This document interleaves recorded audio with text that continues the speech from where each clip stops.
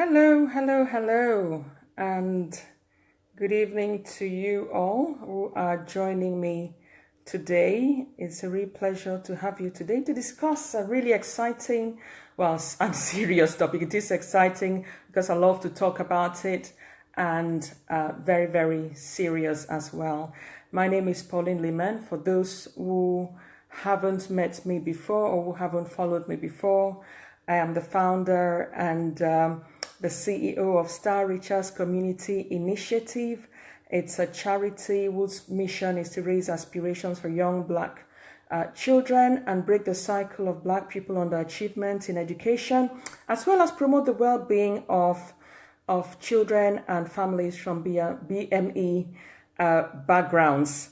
Right, and how do we work? We work by supporting parents. We tackle issues surrounding pupils' attainments because a child's educational attainment is not just limited to, what they do in school. There are lots of issues surrounding how well a child will do in school. And so what we do is to raise awareness of these issues within the community and support parents so that they can support their children as well effectively.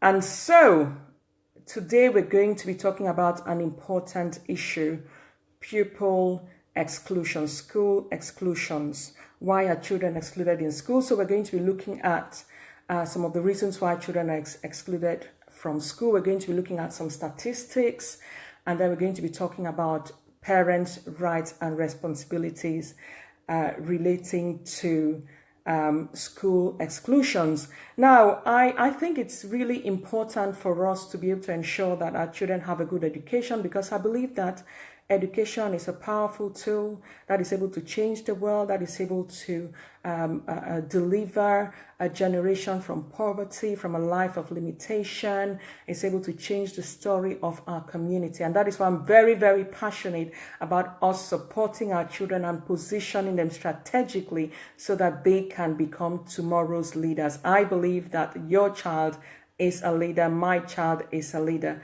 And if we raise up leaders effectively, they will grow up and change the story, the negativity that surrounds our communities. So let's look at some statistics. Why is this issue really important? Let's look at some statistics.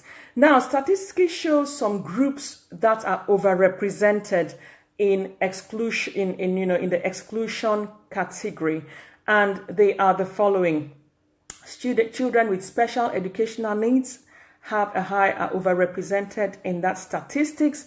Children on free school meals, Black children, boys, that's a very, very important one. Boys tend to be, especially young Black boys, tend to be 3 to 4 times more likely to be excluded than those from other backgrounds, and looked after children. So really, children that are at risk of being excluded largely are the boys, the Black children, the children with special educational needs. And for me, that is alarming. And I want us today, as we look at it, to be able to think about what are the issues and what we can do about them. So why do children get excluded from school? Children get excluded from school due to a serious breach in the school's behavior policy. So there are 2 types of exclusions. We have the fixed term exclusion and we have permanent exclusion. The fixed term exclusion is where a child is excluded for a maximum of 5 days. So they could be excluded for 1 day. Thanks for joining us. They could be excluded for 1 day, for 2 days, and goes up to 5 days. And on the 6th day, they have to return to school. And if they still can't be returned to school, then the school has the responsibility to look for an alternative provision for them. And the permanent exclusions are where children are permanently excluded from school when they are in breach of the school's behavior policy. Now, it's important, parents, to note that every school has got a behavior policy that it uses to be able to manage behavior. Behavioral problems are serious problems in school, A lot of teaching time, is being wasted. A lot of learning time is being wasted when children are not well behaved in school. And so schools have got this behavior policy that teachers follow to be able to ensure that behavioral problems or behavior problems that crop up are dealt with effectively, fairly, and consistently. So what are some of the behaviors that children can be excluded for, when they don't follow the school's behavior policy? It could be extreme or repeated poor behavior. It could be to do with anger management issues. Sad to say that since started working, doing the work I'm doing, I speak with parents every day, and there is a big problem within the community, especially with our teenagers who have problems dealing with anger, teenagers who are unruly, who basically are out of control, if I will put it that way. So it is a big problem, and we can't afford to continue to lose our teenagers due to poor behavior. Yes, so those are some of the reasons why children get excluded. Defiance, children are just being defiant. Dangerous behavior. So a child would be permanently excluded if their behavior is deemed to be dangerous to teachers or staff and to other children. So that would warrant a permanent exclusion. Being out of bound, breaking the school rules, that these schools have got different rules. So breaking school rules is one reason why children get excluded. And even a child's behavior out of school, if a child's behavior out of school is not appropriate and it gets reported, then that also could warrant the child being excluded. Now, so those are some reasons. Also, we have issues with discriminatory school exclusions. I speak with parents who feel that the children also are discriminated upon, that some children within the same class exhibit the same behavior, but they aren't picked on. So it could be discrimination due to race, due to gender, due to disability, especially children with special educational needs. Sometimes they exhibit challenging behavior because they are struggling to learn. So the difficulty in learning tends to frustrate them, and they react to that by exhibiting poor behavior. So children with special educational needs. So children really can be discriminated upon based on disability, on race, based on their faith, based on their gender, based on the societal class they fall in, based on sexual orientation. But it's important to note here, the Equalities Act 2010, I'm just going to read it, says that schools must not discriminate against, harass or victimize pupils because of their sex, race, disability, religion, I'm reading here, or belief, sexual orientation, or because of maybe they're pregnant, okay, or teenage girls, teenage pregnancy, or because of a gender reassignment. That's a big issue now in education. So children do not have to be discriminated on any grounds whatsoever. Hi, David and Folake. Thanks for joining, and everyone else who has joined in today. Thank you very much. I hope you're finding this really useful. So those are the different types of pupil exclusions. And when it comes to discriminatory pupil exclusion, it's important for parents to be very, very careful. Now, children do make up stories, or children do present. Sometimes, I don't say in all cases, sometimes children can present a face to their parents so that they don't get in trouble. They could tell you, this friend of mine or this girl or boy in my class behaved in exactly the same way, and nothing was done to them. So it's important, if you feel that there is a case for discrimination there, it's important for you to listen carefully to your child and to go then and meet the teacher to find out. So because sometimes, a lot of parents are very defensive. I've had parents who come into school ready to fight with teachers, being very defensive of their children, believing that their children are little angels who do not, you cannot exhibit any challenging behavior whatsoever. So it's very important to be careful there when it comes to issues to do with discrimination. I'm going to talk a little bit later towards the end about, what your rights as a parent are, how you can be supported. So usually exclusions are based on disciplinary measures or for disciplinary reasons. Okay, so your child will not be excluded because they have special educational needs. So a child will not. And if your child is excluded because of that, then it's something that you need to raise up with them, and you need to contact agencies or charities like Star Reachers, who is there to support parents. Your child cannot be excluded because they're not doing well in school, or the school thinks that they're not going to do well in an exam. Your child cannot be excluded because of you, because of your behavior. Maybe you are querying the school. Maybe you want to find out more information, or maybe you have failed to attend a meeting. Your child cannot be excluded on those grounds. And also your child cannot be refused from returning back into school after a 5-day fixed term exclusion. On day 6, they have to come back to school. They can't extend it even if they feel your child has not acknowledged that they are guilty. So we really need to bear that in mind. So why is it important for us to ensure that our children are not excluded from school? For the following reasons. One, if a child that is excluded from school is falling behind on the learning. If a child is absent for 5 days, each day there are about 5 to 6 lessons depending on the school. So a child on a 5-day absence from school is missing 30 lessons. So they're falling behind on the learning. There are some topics that are really complex that they might not be able to catch up on their own. So it's important that they are in school and they're not missing school. So it eventually has a knock-on effect on how well they would eventually achieve or perform in their test and assessment. It does affect a child's self-esteem. Once a child is excluded from school, other children see him as being a bad child, a naughty child. All the teachers, everyone knows that this child has been excluded.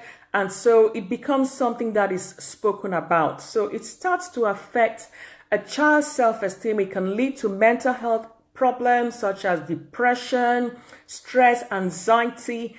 It is stress to the parents and the family. I speak to parents who are really frustrated and stressed out by children, by children at risk of being excluded, or by children who have repeatedly been excluded, or children who have been referred to, pupil referral units. So it does put stress and pressure on parents as well. And also, it goes in the child's school record. And in case the child gets permanently excluded and they need to go into a new school, then that information is passed on to a new school. So it's important that the child's, school record is clean, because when it gets passed on to a new school, they receive that information and they know, okay, we are receiving a troubled pupil here. And so the school, the teachers are prepared. And sometimes I feel it's not fair because the child doesn't seem to be given a chance to turn a new leaf. So it's really important that we ensure that children are not being excluded. So what can we do about it? Now, as a parent, you've got some rights. On this live stream, I'm not going to be talking about the rights, but if you are a parent whose child has been excluded, either fixed term, and that kind of thing, and you want to find out what your rights are, or they've told you your child has got a last chance, if they don't change, they're going to maybe you'd be permanently excluded, and that kind of thing. If you want to know what your options are, please send me a private message, and I'm going to create a group, and I'm going to be doing a webinar just with those parents so that we can answer your questions and show you what the options are. So I'm going to repeat it. If your child has been excluded, if your child has been told or has been given a last chance and that kind of thing, and you are stressed, you are pressured, you're not sure of what to do, please inbox me, show your interest, and I'm going to set up a group webinar where we can talk about what the options are and what you can do to ensure that things don't escalate to that point. So I hope that is clear. So those are, you definitely have some rights. Now, what are your responsibilities as a parent? Now, I believe that it is not the school's role to raise up our children. The social services will try their best. The schools will try their best. They'll try to put, they have this, some schools have very robust behavioral or behavior policies in place. But even with that, it's not the teachers or the head teacher's role to raise up our children and ensure that they are well behaved. It is our duty. It is our responsibility. And interestingly, as I said before, there are some parents who ring in ready to fight the teacher because the child has been given a detention, or the child has been given one punishment or the other due to their behavior. And they ring in, ready to fight. And I ask myself the question, do you know your child? As a parent, I believe if you know your child, you will know what your child is capable of doing at school. I know my children, and I know what I can expect to, as feedback from school in terms of their behavior, for example. So your child's poor behavior, if your child is poorly behaved, it really shouldn't come as a surprise to you. So what can you do? What is your responsibility as a parent? The first thing as a parent that I believe you have to do is to listen to your child. Now, don't try to judge, just listen. Don't condemn either. So don't judge, don't condemn, okay? Listen to them carefully, and then try to see if it makes sense, okay? Then you can talk through what happened, what can you do differently, because we need to ensure that our children are self-managers. We live in a generation where people are blaming others for things that go wrong. So we want to ensure that our children are able to take responsibility for their poor behavior, and are able to think about how can I behave in a different way, or what could I do in a different situation. And we need to help them. Children don't know these things. It doesn't come naturally. It comes through parents helping children to be able to become, self-managers or self-reliant people. So first thing, listen to your child. See if you can resolve the problem. It is important that you deal with issues immediately. Don't let it build up, because once your child starts to get excluded, it goes in their school record. Teachers have a certain idea of that child, and it's unending. And your child, you could see children start to say, teachers are picking on me. Why? Because everybody sees that child as a bad child, doesn't give them a chance to change and prove themselves. It just becomes a self-fulfilling prophecy. So number one, you need to listen to your child.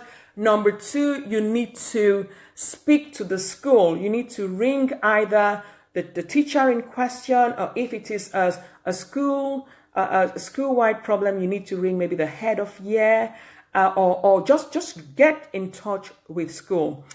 Hear from them, make a meeting, go into school, hear from that teacher or hear from the head of year. Let them give you their perspective of things. And when you go to meet the teacher, it's important not to be ready to fight. Because what happens is that when you go in ready to fight, the teachers, they don't have, the job itself is stressful. So they don't have the time to want to meet confrontational parents. So what they do is they just leave your child to, in most cases, leave your child to their own devices, or just keep escalating it so that eventually your child gets permanently excluded. And teachers are very good, believe you me, at doing that. They will ensure that it escalates and they get your child out. So it's important to listen to them. I always say it's important to appreciate the teachers for the job they're doing. And if you think it is something that you yourself as a parent are struggling with your child, seek for help. Schools are there to support. Teachers can support. Tell them, yes, I do acknowledge I've got a challenging child. What can you do? What have you got in place for me? Schools have lots of strategies. Sometimes they bring in, specialists to do work with children in school. It could be to do with anger management. Your child can be taken through an anger management course in school, and that will help them learn how to manage anger, because in a lot of these situations, it is outburst of anger. It's children who are not able, who have not learned how to manage their emotions. So they lack emotional intelligence, and sometimes someone needs to help. So seek help from the school. Have a plan, work with them. Say, what can we do at home? Have you got any strategies for us, to do at home? So that is the second thing. And the third thing is that we need to take charge for dealing with our children's behavior. We need to be able to apply positive parenting strategies, consequences, boundaries, and put all of those in place to ensure that our children's behavior is appropriate. And I would encourage us parents, if we are able to get on top of our children's behavior when they're a lot younger, going through positive parenting strategies, consequences, boundaries, and all of that, it becomes a lot easier for them to be well behaved. Oh, look at that fly visiting me here. In secondary school or as teenagers. Now, this is what I've got for you. I've had, in the past few weeks, I've had parents get to me asking for help with challenging teenagers. Now, what I want to suggest to us here today, if you are in a situation where you have a teenager who is challenging at school and you don't know what to do, you need help. I want to help a small group of students. I keep saying students, sorry. You can see that it's a teacher speaking here. So I want to help a small group of parents. I want to work with you over a 90-day period in a small group setting over a webinar. Now, I would have loved to do a mastermind group here in Manchester, but I work with parents all over the UK, so I can't do a live program. It has to be an online kind of training program. So if you are interested, if you want to join the 90-day program where we support you with positive parenting strategy and managing your child's behavior, and you're going to absolutely see a transformation I assure you, over the period of 90 days, then again, please do send me a personal message, say you're interested in the parenting course. So we're going to be doing an online course over the period of 90 days. That's 3 months. So it's a 3 month intensive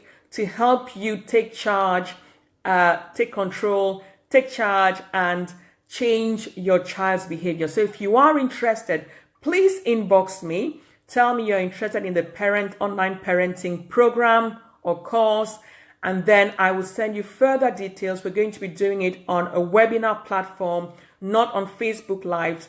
I'm going to have a 1-hour consultation, strategy or diagnostic consultation with you first to find out what the issues are, and then we're going to go on to that. I just need a small group. I don't want it too big because I want to be able to support these small groups of parents effectively, answer your questions, and ensure that the strategies that we're going to share are actually working. So if you are interested, please do inbox me.